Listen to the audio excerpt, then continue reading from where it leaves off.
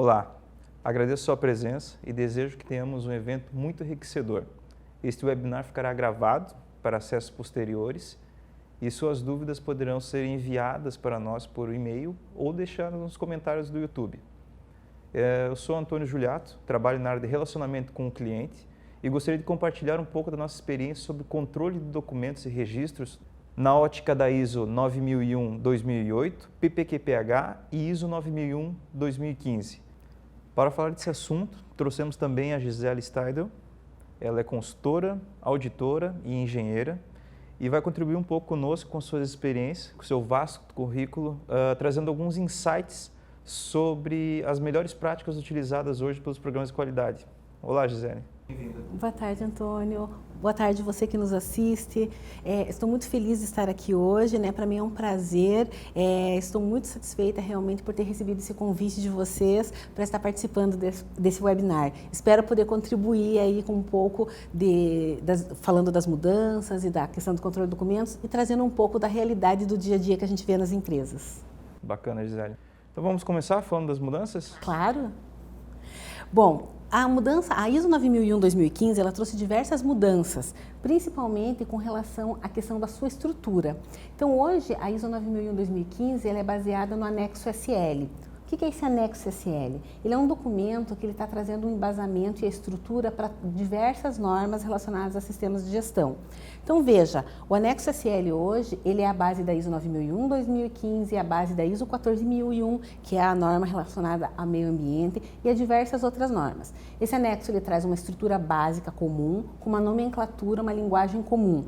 E aí cada norma, dentro das suas particularidades, vai trazer a sua estrutura própria, o seu conteúdo próprio. Ok?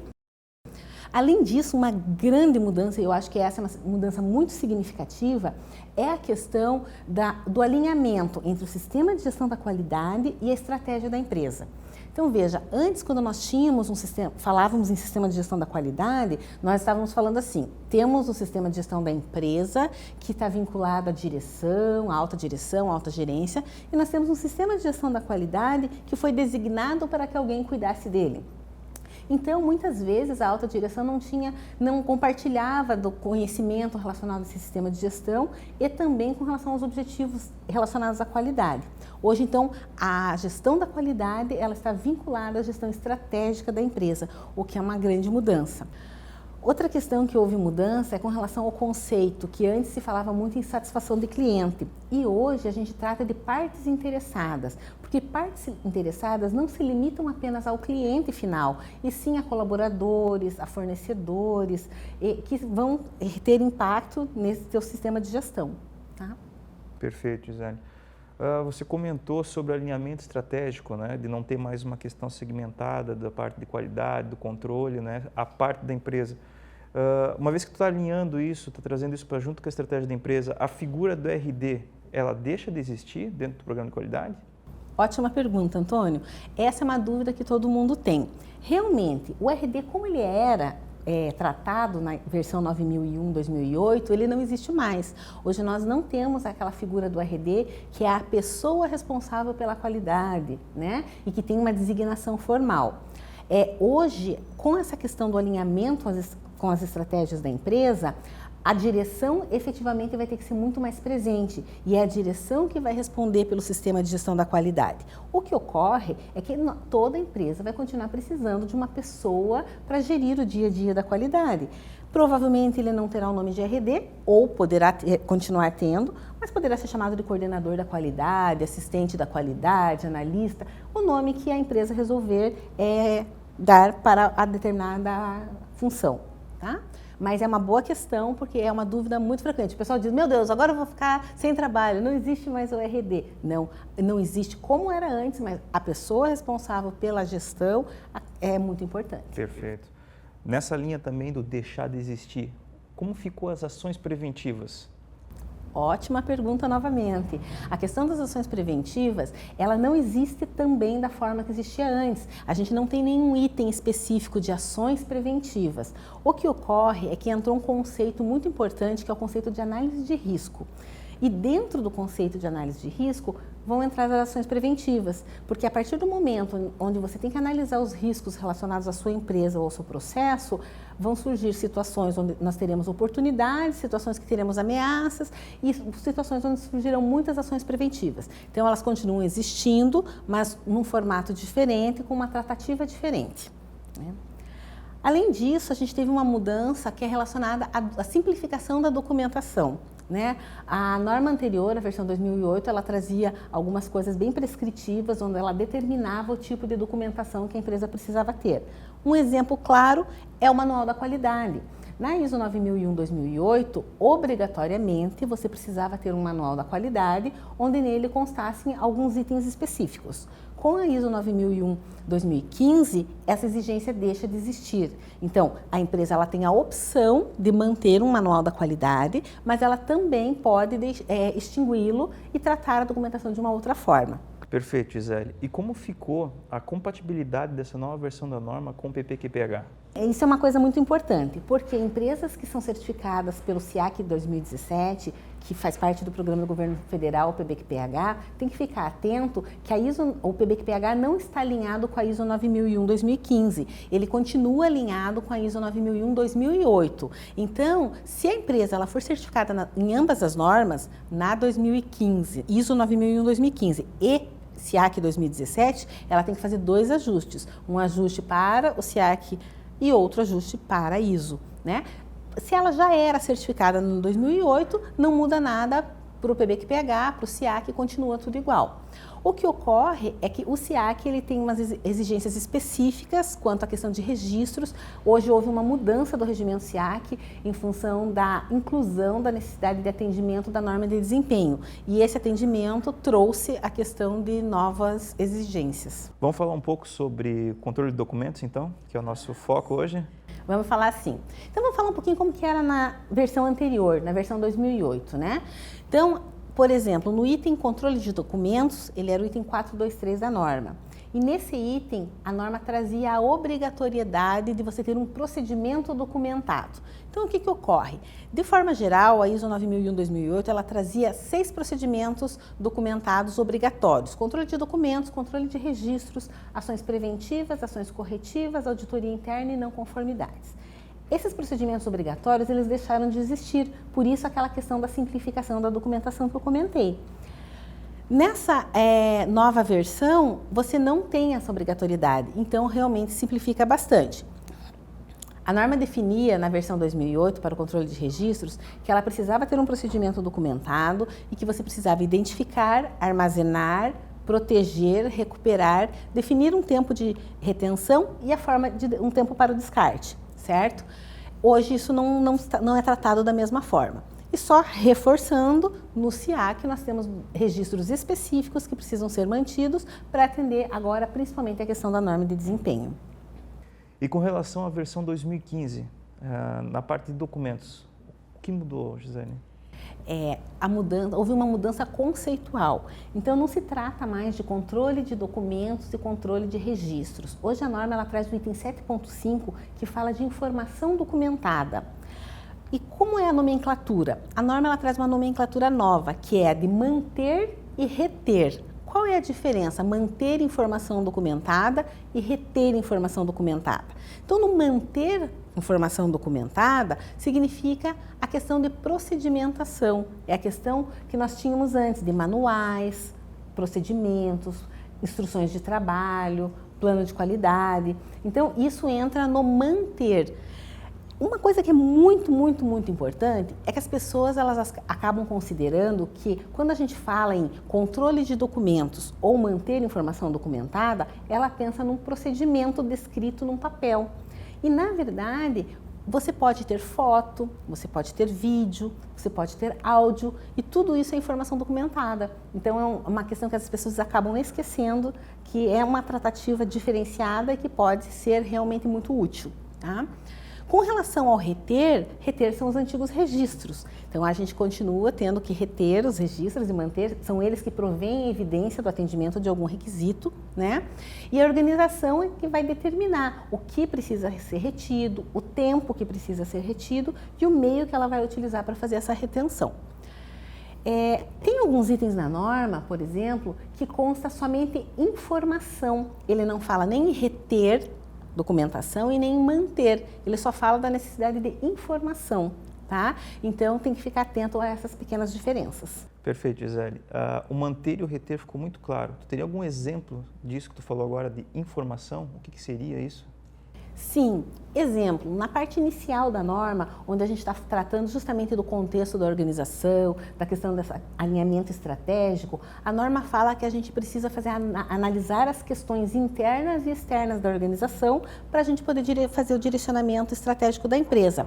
Esse é um momento onde você não precisa ter um procedimento ou ter um documento que evidencie esse atendimento. Numa auditoria, por exemplo, o auditor ele precisa fazer uma entrevista e ele pode evidenciar isso pela entrevista e não necessariamente por um documento. Entendi. E quando uma empresa precisa ter uma informação documentada? A empresa ela precisa ter informação documentada em itens específicos que a norma vira a pedir ou quando ela considerar importante, porque ninguém é mais conhecedor do processo da empresa do que ela própria, né? E a gente precisa definir, a norma ela traz uma forma que a gente precisa criar e atualizar essa informação documentada. Então isso não muda, porque a gente já fazia e já era um hábito, né? Então quando a gente criava um procedimento, um manual, uma instrução, nós colocávamos um título, uma data, quem foi o responsável pela elaboração daquele documento, uma referência, um código, né? Uma IT01, procedimento PO01, então você tinha uma referência daquele documento. A outra questão é que a gente precisa definir a linguagem que vai adotar, versão quando utilizar software, né? Então você tem que definir o formato de uso dessa documentação. E analisar criticamente a documentação com relação à pertinência, adequação e suficiência, tá? E isso é um fator muito importante. Teria algum exemplo sobre o problema que poderia gerar a falta dessa análise de suficiência? Sim, e eu acho que as empresas precisam ficar muito atentas a isso. Não é porque a norma deixou de ser tão restritiva em definir exatamente o que precisa ter, que ela pode simplesmente deixar de ter procedimentos.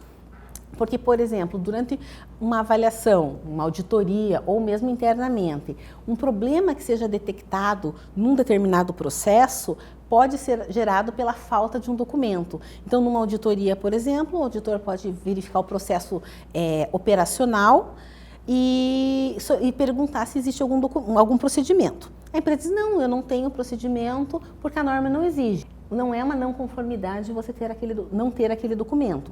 Porém, se você tiver problemas naquele processo, você pode, na hora de investigar a causa, chegar à conclusão de que realmente aquele problema ocorreu pela falta de uma documentação. A informação documentada, ela obrigatoriamente deve ser controlada. Isso não muda, né? Então, você tem que ter essa informação controlada para que ela esteja disponível no local de uso, né? Que ela seja adequada e que ela seja protegida suficientemente. O que precisa ser controlado, Gisele?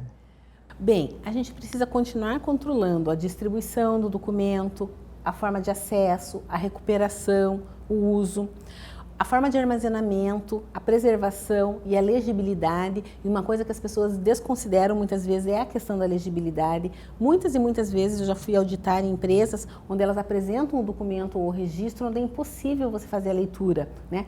Por exemplo, o PQO da obra. Ela tem que apresentar um projeto de canteiro e ela coloca como um anexo numa folha 4. É ilegível. Então, você tem que garantir a legibilidade, tá? O controle de alterações continua valendo. A gente tem que garantir que a gente vai estar com a versão vigente em uso. E também a questão da retenção e descarte, que a gente precisa definir claramente. Consegue compartilhar conosco um pouco do que tem enfrentado nas auditorias? Sim, é muito comum nessa questão do antigo controle de documentos e registros e agora a informação documentada, que a gente tenha problemas, por exemplo, com relação à questão do acesso e da proteção. Então, documentos onde você chega na empresa e você pede para verificar um registro ou um procedimento, a empresa mostra, só que ela traz um arquivo no Word, no Excel, sem qualquer tipo de senha, qualquer tipo de proteção. As aprovações, que muitas vezes eles dizem que a aprovação é e-mail eletrônico, mas tem mais de uma pessoa que tem a senha de acesso. Também a questão de controlar todos os registros necessários, porque a empresa ela tem o hábito de controlar o que ela montou como formulário padrão. Mas ela não lembra que registros são todos aqueles que você tem que prover evidência do atendimento de um requisito e que tem registros que não são o modelo não é feito por ela, mas que também são registros que precisam ser controlados. Legal. A gente falou um pouquinho das mudanças. O que continua igual? O que continua igual? Por exemplo, a empresa ela não precisa disponibilizar as normas que ela utiliza para a elaboração dos seus documentos e dos seus procedimentos, das suas instruções. Então, ela tem que ter o conhecimento relacionado à norma técnica vigente, mas ela não precisa ter o documento em mãos para que ela possa apresentar ao auditor. Outra questão é que a documentação continua tendo que estar disponível no local onde ela vai ser usada. Então, não adianta a empresa ter todo e-mail eletrônico se as pessoas não têm acesso, ou ter todo e-mail físico e todo mundo usa mais a questão eletrônica. Então, ela tem que estar no local apropriado e quando necessário.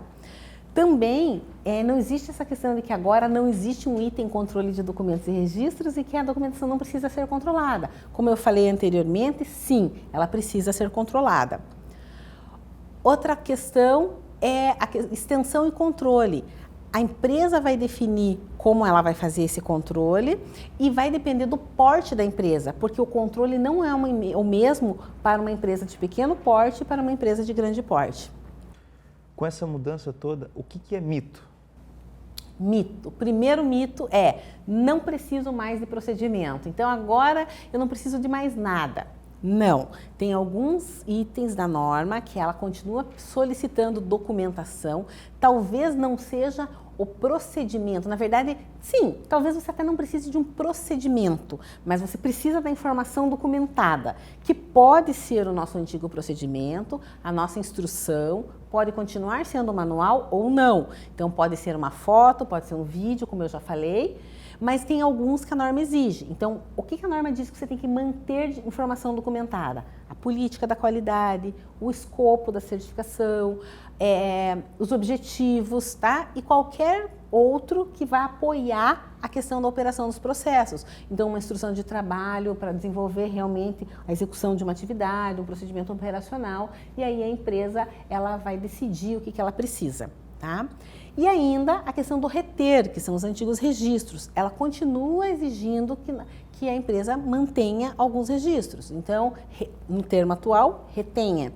Então, monitoramento e medição de processos, análise crítica da direção, as questões de competência, toda a parte de projeto e desenvolvimento, rastreabilidade, avaliação de fornecedores, que agora não são tratados como fornecedores, mas sim provedores externos, então a parte de seleção e avaliação, e não conformidades, liberação de produtos e serviços, entre outros, tá? Então, continuamos precisando de documentação, em alguns casos manter, que são os antigos procedimentos e manuais, e em alguns casos reter, que são os antigos registros.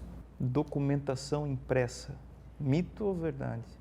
Documentação impressa, mito.